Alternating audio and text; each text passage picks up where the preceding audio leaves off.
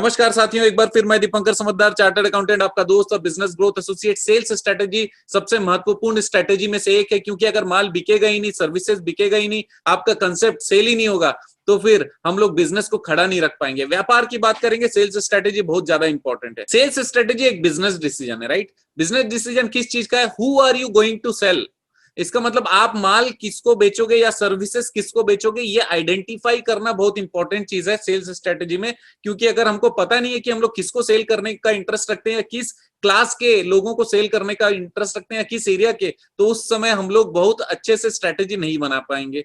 What are you going to sell them, आप उनको क्या बेचने वाले हो। जो भी आपका प्रोडक्ट है, सर्विसेज है, उसको बहुत अच्छी तरीके से क्लासिफाई करके और उसके जो गुण दोष है वो सारे चीजों को नोट डाउन कर लीजिए। क्या सेल करने वाले हो, और अगर प्रोडक्ट सेल कर रहे हो तो प्रोडक्ट की कौन सी क्वालिटी पे ज्यादा जोर देकर उसको आप बेचने के लिए ज्यादा प्रोत्साहित करोगे, इस चीज को देखो।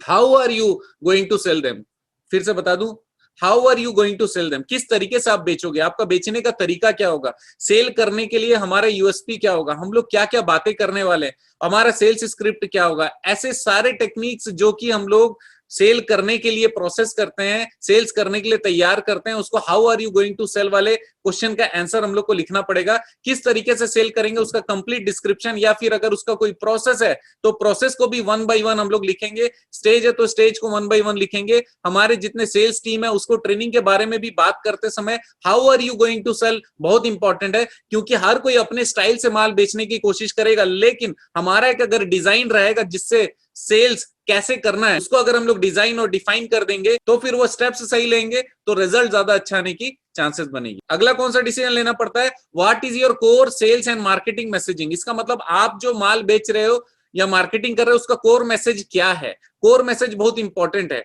जैसे डेटॉल के बारे में बात करते हैं तो सेफ्टी उसका कोर मैसेज है, राइट। बोरोलिन के बारे में बात करेंगे तो सेफ्टी उसका कोर मैसेज है। इस तरीके से हर एक प्रोडक्ट अपने कोर मैसेज प्रोवाइड करता है। तो आपका जो मार्केटिंग है, मार्केटिंग बहुत पावरफुल रहेगा। ये मैसेज हम लोग को डिसाइड करना बहुत इंपॉर्टेंट है। नेक्स्ट है what are your sales priorities. हो सकता है कि आपके पास 10 कैटेगरी के सामान हो या 10 टाइप के प्रोडक्ट हो या 10 टाइप के सर्विसेज हो, आप किसमें फोकस करते हो इस चीज को ध्यान रखना है। सेल्स प्रायोरिटी मतलब प्रोडक्ट में कौन सा प्रोडक्ट सेल करने वाले हो वो भी, और सेल करते समय कौन सी बातों को विशेष रूप से आप सामने रखने वाले हो और कौन से टाइप के कस्टमर को आप वैल्यू देने वाले हो, प्रायोरिटी देने वाले हो, वो सेल्स प्रायोरिटी में आएगा, राइट। नेक्स्ट है a clear set of goals that everyone will work toward. ऐसा कोई गोल हम लोग बनाए जिसमें हर कोई उस उद्देश्य के पीछे जाए और उस गोल पे काम करे। क्योंकि अगर क्लियर सेट ऑफ गोल नहीं रहा तो फिर उसके लिए कोई मोटिवेशन नहीं रहेगा कि हम लोग अच्छे से काम करें, सिस्टम से काम करें और जो तरीका बताया गया वो तरीके से काम करें। कोर मैसेज जो प्रोडक्ट का उसको ठीक से दे, सेल्स की प्रायोरिटी को ध्यान में रखे जब तक कि हमारा गोल सेट नहीं होगा जिसको हर कोई फॉलो करना चाहिए। अब सेल्स स्ट्रेटेजी बनाते समय कुछ क्वेश्चंस के जवाब जरूरी है। सबसे पहला है ग्रो एग्जिस्टिंग अकाउंट्स, यस और नो। क्या आप अभी जो आपके कस्टमर है उस कस्टमर को ग्रो करना चाह रहे हो? ये क्वेश्चन आंसर आप लिख लीजिए साइड में, उसमें यस और नो भी लिखिए। दूसरा, रेवेन्यू विद एग्जिस्टिंग प्रोडक्ट्स। अभी जैसे प्रोडक्ट जितने मार्केट में गए हुए हैं उसी में से आप ज्यादा इनकम कमाना चाहते हो या फिर कुछ और चाहते हो। तो हमारा क्वेश्चन ये है कि क्या आप एग्जिस्टिंग प्रोडक्ट या सर्विसेज से ही और ज्यादा पैसे कमाना चाहते हो, यस और नो। दूसरा, रेवेन्यू फ्रॉम न्यू प्रोडक्ट। नया प्रोडक्ट अगर आप लॉन्च करोगे तो उससे कितना इनकम कमाने का आपका टारगेट होगा। नेक्स्ट है new revenue with existing products. इसका मतलब ये न्यू रेवेन्यू का मतलब अब एग्जिस्टिंग प्रोडक्ट जो भी है हमने डिसाइड कर दिया कि उससे नई तरीके का इनकम हमको चाहिए, तो हमको क्या करना पड़ेगा। सेल्स स्ट्रेटेजी में इस क्वेश्चन का आंसर भी हम लोग को निकालना है। नेक्स्ट है upselling and cross selling. Upselling का मतलब ये होता है कि हम लोग ज्यादा सेल करने की कोशिश करेंगे तो अपसेलिंग हो जाएगा। क्रॉस सेलिंग करने का मतलब एक प्रोडक्ट लेने आया उसको दूसरा प्रोडक्ट देंगे तो क्रॉस सेलिंग हो गया। अपसेलिंग में क्या होता है, एक लेने आया उसको 2 दे दिए सेम प्रोडक्ट, राइट। नेक्स्ट है रिटेंशन प्लान। आपके कस्टमर जितने भी आपसे कनेक्ट होते हैं या फिर जितने भी इंक्वायरी कनेक्ट होती है और वो बाद में कस्टमर में कन्वर्ट होते होंगे, उसको किस तरीके से आप बना के रखेंगे आपके ही प्रोडक्ट में, आपके ब्रांड में, आपके गुडविल में, कैसे आप बांध के रखेंगे। वो कस्टमर आप ही के पास कैसे आना चाहिए, सबसे फर्स्ट लुक आपके पास ही डालना चाहिए जब भी उसकी रिक्वायरमेंट है, और रिक्वायरमेंट नहीं भी है तो उससे किस तरीके से कनेक्टेड रहा जाए ताकि जब भी हम लोग उनको पिच करना चाहें तो हमारे पास वो कनेक्शन फील करे। तो रिटेंशन या फिर किस तरीके से उनको रखा जाए कंटिन्यू हमारे पास में, राइट। नेक्स्ट है एक्विजिशन प्लान। नया कस्टमर कैसे हम लोग लाएंगे, इसका जो प्लान होता है उसको एक्विजिशन प्लान बोलते हैं। सेल्स स्ट्रेटेजी में एक्विजिशन प्लान बहुत कॉस्टली भी होता है और इसका प्लान बहुत सोच समझ के बनाना पड़ता है क्योंकि इसमें बहुत ज्यादा पैसे भी खर्च होने की संभावना रहती है। वैसे अलग अलग बहुत सारे सोर्सेस हैं जिसमें किसी में कम किसी में ज्यादा खर्चे होते हैं, लेकिन एक्विजिशन अकेले एक सोर्स से नहीं आता, बहुत सारे सोर्सेस को अप्लाई करना पड़ता है, राइट। नेक्स्ट है कस्टमर मिक्स। कस्टमर मिक्स का मतलब है क्या आप टॉप क्लास कस्टमर चाहते हैं या फिर मिडिल क्लास चाहते हैं या फिर लोअर मिडिल क्लास चाहते हैं। और अगर आपको लगता है कि नहीं मेरे हर टाइप के कस्टमर होंगे, तो किस टाइप के कस्टमर कितने होने चाहिए परसेंटेज में या फिर नंबर्स में, ये चीज भी आप जरूर डिसाइड करिए। नेक्स्ट है प्रोडक्ट मिक्स। आप जैसे मान लीजिए पतंजलि की बात करें, हो सकता है कि वो 5,000 10,000 प्रोडक्ट्स में डील कर रहा होगा, कौन सा प्रोडक्ट कितना बनाना है, कितना प्रोडक्ट सेल करना है, किस टाइप के प्रोडक्ट पे ज्यादा जोर देना है, ये बहुत बड़ा और खतरनाक क्वेश्चन भी रहता है, क्योंकि ये स्ट्रैटेजी, सेल्स स्ट्रैटेजी जो बनाता है ना, वो बहुत बड़े रिस्क में भी बैठा रहता है और बहुत बड़े रिवार्ड की संभावना रहती है अगर स्ट्रैटेजी सही रहेगी। प्रोडक्ट मिक्स को आपको तय करना एक बहुत इंपॉर्टेंट और क्रिटिकल फैक्टर होता है।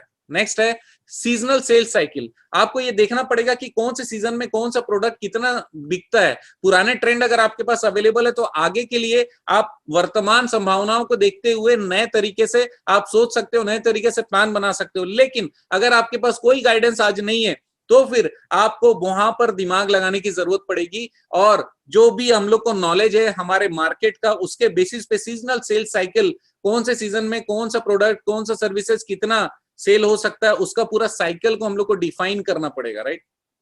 Reaching the customer and target market. अगला टॉपिक क्या है, कस्टमर और टारगेट मार्केट तक कैसे पहुंचे। सबसे पहले which sales channel will be most effective in selling to which customer. हमको ये देखना पड़ेगा, अलग अलग सेल्स चैनल है जो कस्टमर तक पहुंचते हैं, जैसे डीलर हो गए, डिस्ट्रीब्यूटर हो गए, रिटेलर हो गए, और कई बार तो और डोर टू डोर सेल्स वाला भी फंडा रहता है। तो ये कौन सा चैनल से कौन से टाइप के कस्टमर के पास पहुंचते हैं लोग, उसको पूरा चेक करिए। आपका कौन सा चैनल सबसे ज्यादा इफेक्टिव है माल बेचने में और कितने क्वांटिटी में, वो जरूर देखिए। दूसरा, डू यू सेल डायरेक्ट और थ्रू चैनल्स। क्या होता है, कई बार डायरेक्ट मार्केटिंग का कंसेप्ट है, डायरेक्ट माल आप बेचना चाहते हो या फिर कस्टमर या फिर चैनल के थ्रू आप बेचना चाहते हो, ये चीज जरूर देख लीजिए।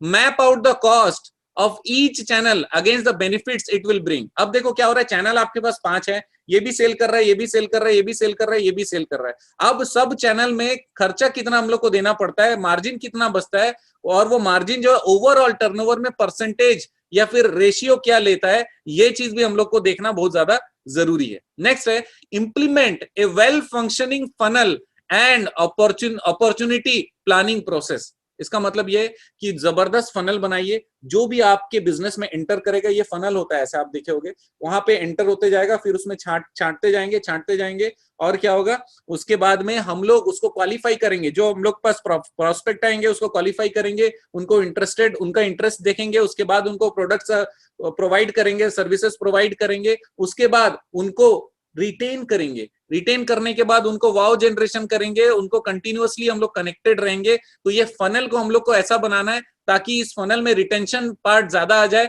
और जो एक्विजिशन हो रहा है उस एक्विजिशन में भी मैक्सिमम को हम लोग कस्टमर में कन्वर्ट करके होल्ड कर पा रहे हैं कि नहीं, इस चीज को हम लोग जरूर देखेंगे, राइट। नेक्स्ट है areas to be included in sales strategy. कौन कौन से एरियाज को देखना पड़ेगा, सबसे पहले सेल्स फोरकास्टिंग एक्यूरेसी। आप अगर फोरकास्टिंग कर रहे हैं, इसका मतलब अंदाजा लगा रहे हैं, तो वो बहुत एक्यूरेट होना चाहिए, मैक्सिमम अपने एक्सपीरियंस को यूज करते हुए।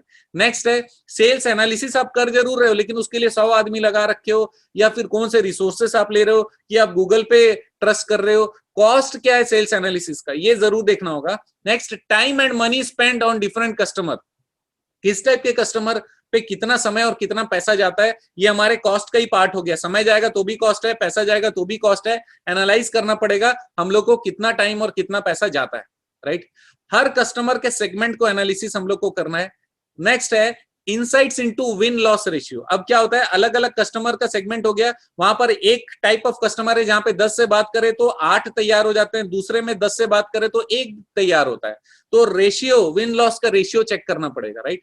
इसके बाद यहां तक क्या आ गया, देखो कितना इंपॉर्टेंट एक एक पॉइंट इतना भारी है, राइट। सेल्स पर्सन प्रोडक्टिविटी आपको चेक करना बहुत इंपॉर्टेंट है। अब जैसे आपने सेल्स पर्सन रखे, वो कितना प्रोडक्टिव है, प्रोडक्टिव कैसे पता चलेगा, जो भी KRA मतलब की रिजल्ट एरिया पे काम करना होगा। जो जो अपने की रिजल्ट एरिया उनको दिए होंगे, नंबर ऑफ विजिट्स हो सकता है, नंबर ऑफ इंक्वायरी डिस्कशन हो सकता है, नंबर ऑफ पर्सनल मीटिंग हो सकता है, नंबर ऑफ कन्वर्शन हो सकता है, और इस तरीके से आप क्राइटेरिया बना सकते हो। तो क्राइटेरिया के हिसाब से कौन सा सेल्स पर्सन का क्या प्रोडक्टिविटी ये आप जरूर निकाल सकते हो। आपका जो चैनल्स है, जितने भी चैनल है उसके कॉस्टिंग आपने निकाल लिया, अब वो कौन सा चैनल ज्यादा इफेक्टिव है, प्रोडक्टिव है, वो आपको निकालना पड़ेगा।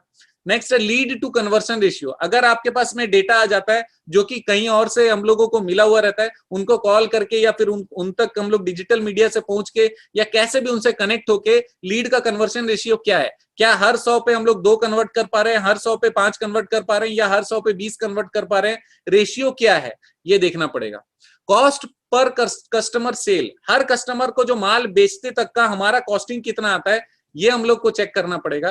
The return on sales cost, इसका मतलब ये है कि हम लोग जितना कॉस्टिंग देते हैं उस पे हम लोग का परसेंटेज ऑफ इनकम कितना आता है, ये हम लोग चेक कर सकते हैं, राइट। तो ये सेल्स स्ट्रेटेजी अगर हम लोग अप्लाई करते हैं और मैंने जो बताया ये सारे पॉइंट्स को अगर आप सही तरीके से एनालिसिस करके डालेंगे तो आपका बिजनेस जबरदस्त चल सकता है। अगर आपको कोई प्रोफेशनल हेल्प चाहिए तो हम लोग ये सारा काम करके देते हैं ताकि आपका व्यापार शानदार चले। तो आप कमेंट जरूर करिएगा। आप जानते हैं मेरा मिशन है हमेशा आप लोगों की मदद करना और समय पर सारी जानकारी देना। तो बने रहिएगा मेरे साथ। आपका दिन जबरदस्त और शुभ हो।